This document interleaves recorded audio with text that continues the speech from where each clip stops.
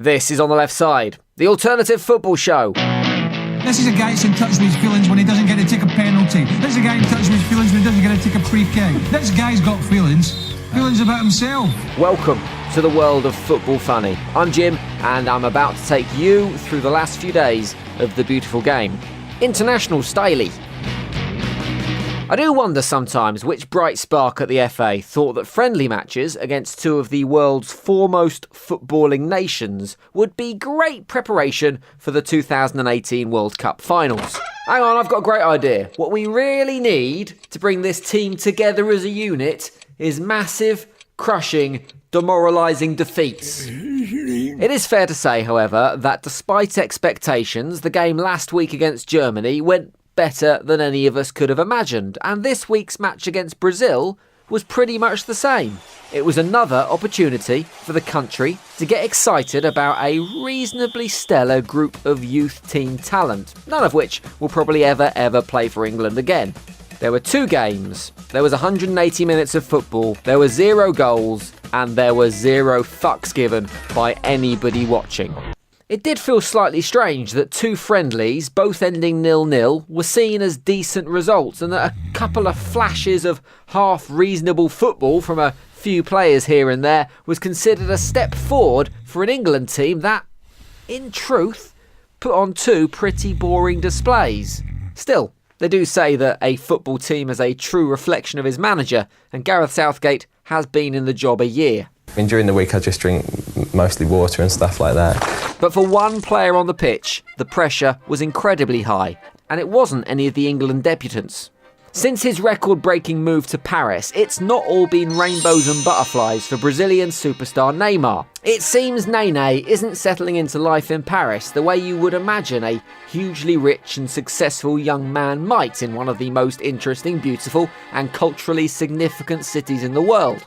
Rumours that his teammates aren't allowed to tackle him in training, on-field scuffles over the taking of set pieces, and a clash of personalities with his manager at PSG have all added to the pressure of being the world's most expensive footballer. And poor old Neymar Jr. is now reportedly beginning to regret ever leaving Barcelona. That pressure was really starting to show in one of Brazil's press conferences last week ahead of the game, when his country's bossman Tite was asked about the conflict between Neymar and Emery at PSG. His response caused the little Brazilian wonder kid to break down in tears, hug his manager, and swiftly leave the press conference. This is what he said. We are not perfect. We are human beings. Sometimes we react in the wrong way. I did that in my career.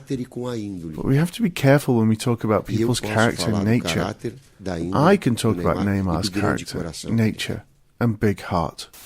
Bloody hell. There was I, ready to make another gag about Neymar, his obscene wages, or his hair, and he goes and does that. Suddenly, in one moment, instead of the overpaid, troublemaking, spoilt millionaire, he became what he really is, a young man.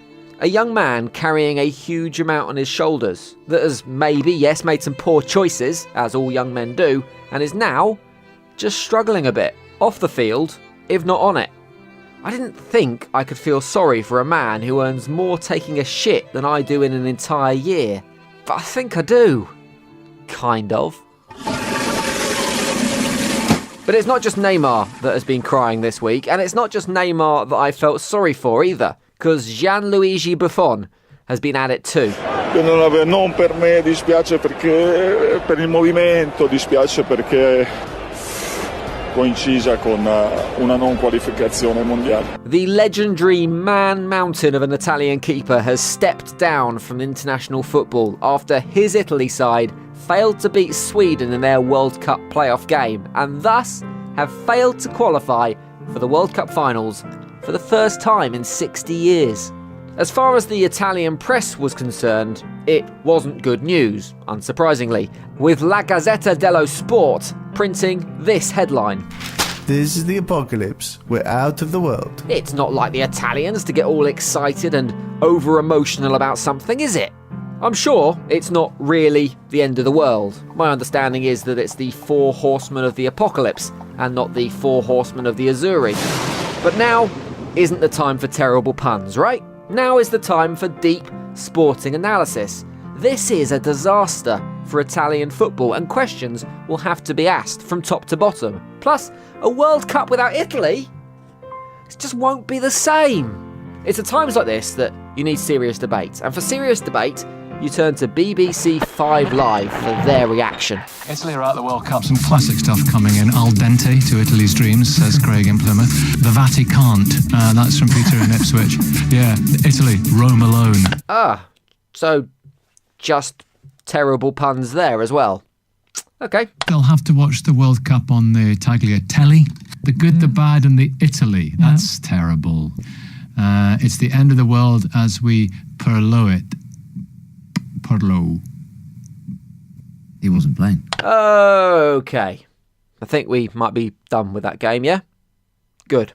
But where there are losers in sport, there are also winners. And in this case, it was the Swedish. They held on for the draw, and this is how excited they were to be at the World Cup finals. The Swedish TV crew on Eurosport were busy trying to do their post-match analysis pitch side when this happened.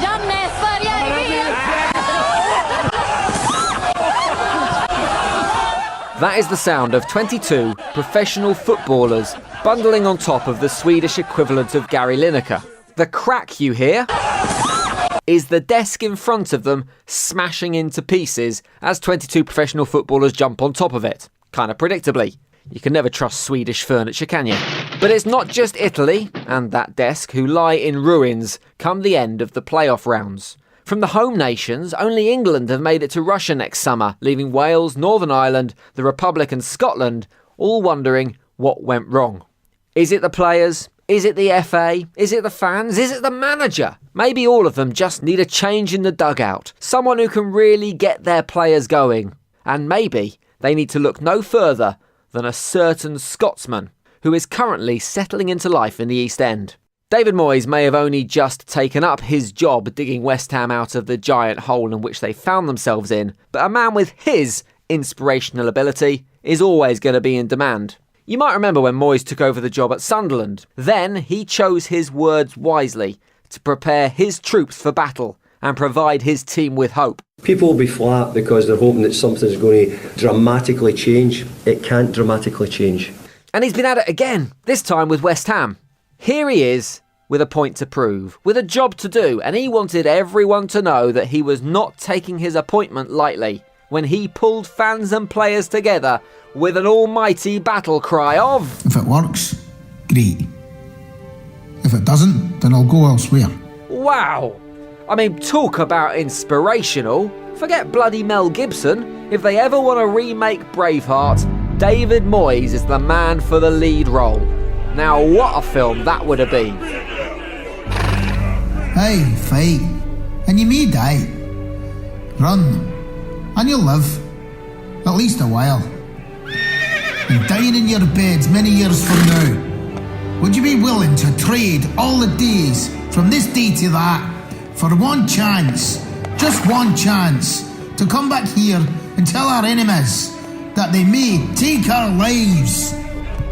But if it doesn't work out, then we'll just go elsewhere.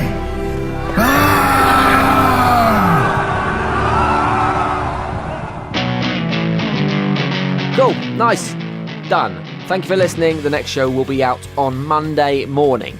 Make sure you've hit subscribe, however you listen to the show, or follow us on Twitter @OnTheLeftSide, where we'll send a link out as soon as it's ready. Plus, if you follow us, you get a whole load more videos and pictures and silly comments as well. Loads going on there, @OnTheLeftSide on Twitter.